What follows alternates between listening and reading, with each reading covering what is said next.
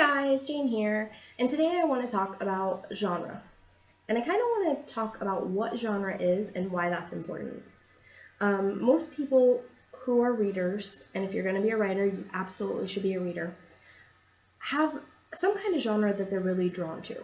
And a genre is a type of book, a mystery, a romance, a science fiction. And you know that if a book is in that category, it's something that you might like. Or if there's a genre you really don't like, you know that if a book is in that category, you're probably not going to like it. My favorite categories to read, as you probably can guess, are I love fantasy, I love romance, and I love mystery. I'm not hugely into sci-fi. Now, space opera I do enjoy, so the stuff that is like a sci-fi world, but not hardcore or a lot of scientific detail. I do enjoy those. I'm also not terribly into thriller. Like, I like cozy mysteries, not so much thriller. But a genre is a set of expectations. This is a type of book. And the reason that's important is if you are getting into writing and you're looking to write as a career and to make money, you are best off to start writing in something in some genre. So writing something that resembles a genre and follows enough genre rules to fit in that genre.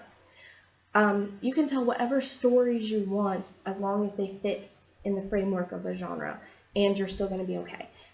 And the reason that I advise this is because if you are just writing fiction and not doing genre fiction, but just fiction, my book does not fit into a genre, it's harder to get readers because they don't really know what to expect.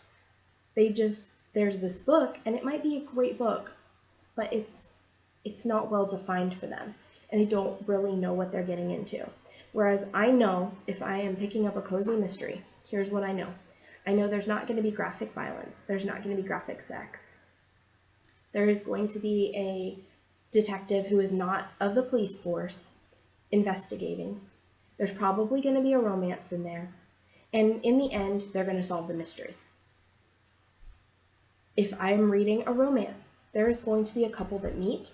The focus of the book is going to be about them developing a relationship, and they are going to end up happily forever after, or at least happy for now. And if you are writing books and marketing them as a genre that doesn't fit into that, that's not good either. You want to make sure you're following the basic rules of genre. When you can, add tropes that show up a lot in the genre. And you want to make your book look like that genre and be in a genre if you are wanting to sell well. That doesn't mean you can't cross genre. I do romance that is paranormal and historical. Now, because I do that crossover, I have a much smaller audience than if I just did paranormal or just did historical.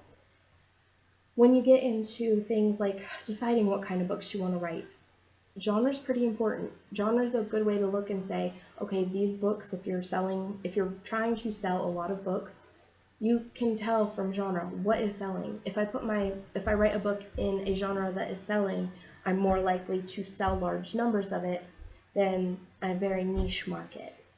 And again, the more your book looks like that genre, the more those readers are going to appreciate it. So you don't want to do a quote romance where the couple breaks up or the couple dies. You can't really do that. That's not a romance. That doesn't follow the rules of genre. And if you market it like a romance, you're going to disappoint readers. Again, when you become a writer and you are selling your work, you have to consider readers. It's about reader expectation. And I think too many, especially self-publishing authors, go into it where I'm going to write this thing I really love and I'm going to put it out in the world, and other people who are my tribe are going to like it. And that's fine if you don't want to make a lot of money, and if you don't want to have good reviews, and if you don't necessarily want great reader experience. For me, I want to put out books that readers will enjoy. I want to be somebody's favorite author.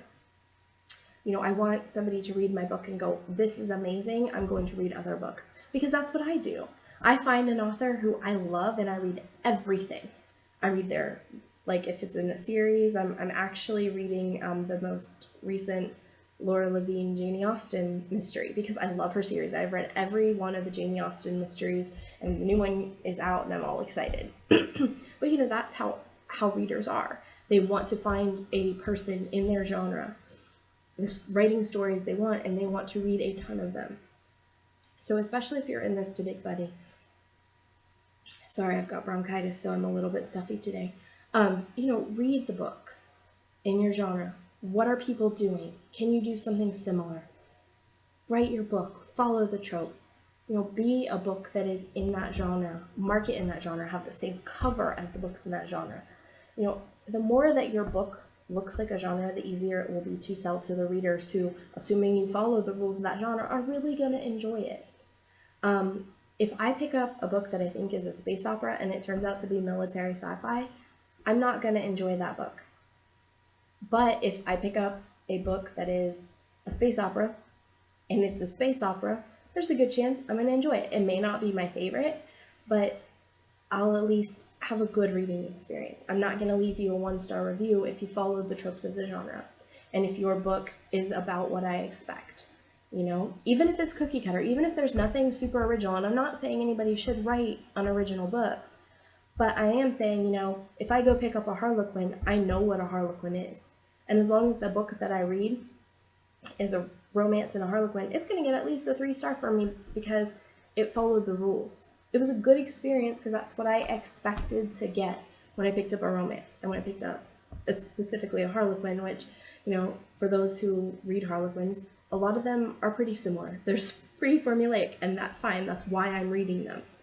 So you don't have to do something amazing and crazy and then, be like, well, I don't know where to put this. Try to keep genre in mind when you're starting your book. Try to have a genre in mind of even maybe what kind of books you're going to write. Because that's another thing. If you're writing a mystery and a romance and a sci-fi and a fantasy, it may be hard to carry readers over. I've read a few writers who write in different genres, and I'll like one of their genres, but not so much the other.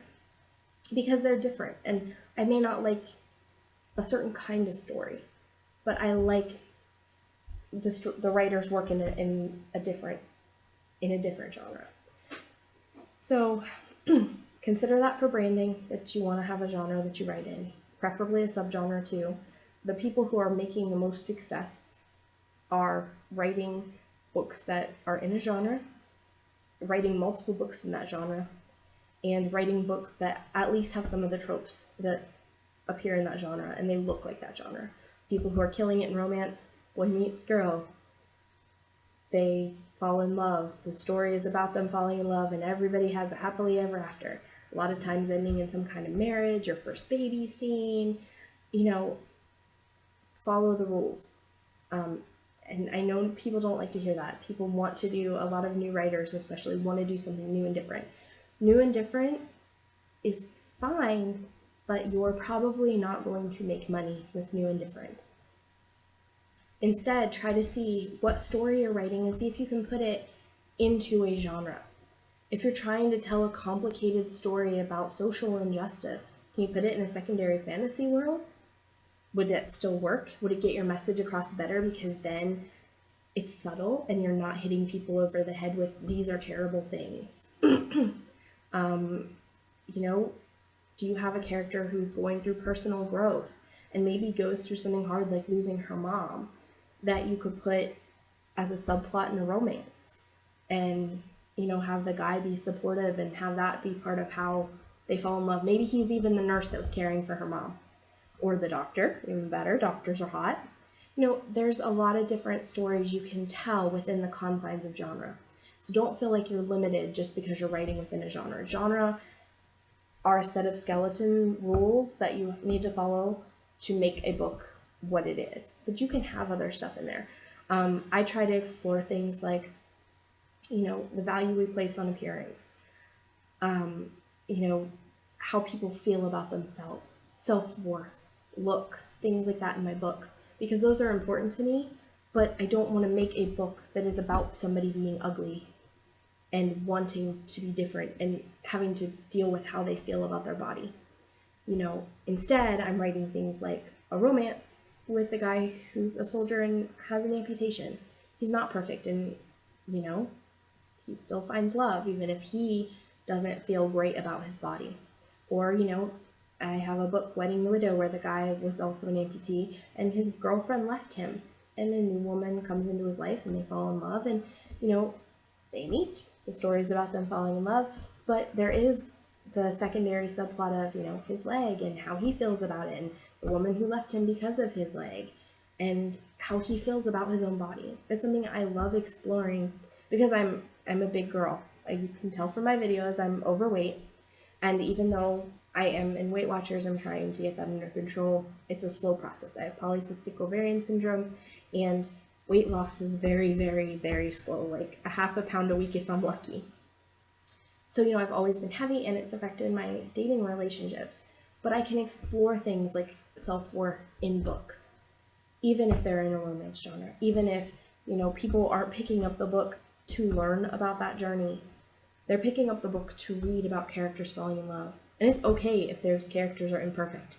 It's okay if the guy has burns. I have a character who's got burns. He's was an actor once, and you know he was in a car accident with burns all over his face. But she still falls in love with him because it's what's in the heart that counts.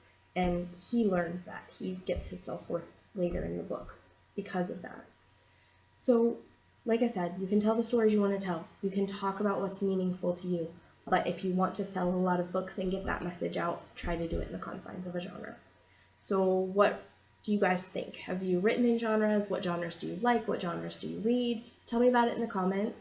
If you enjoyed this video, hit like. If you like more content, hit subscribe. All right, guys, thank you. Bye.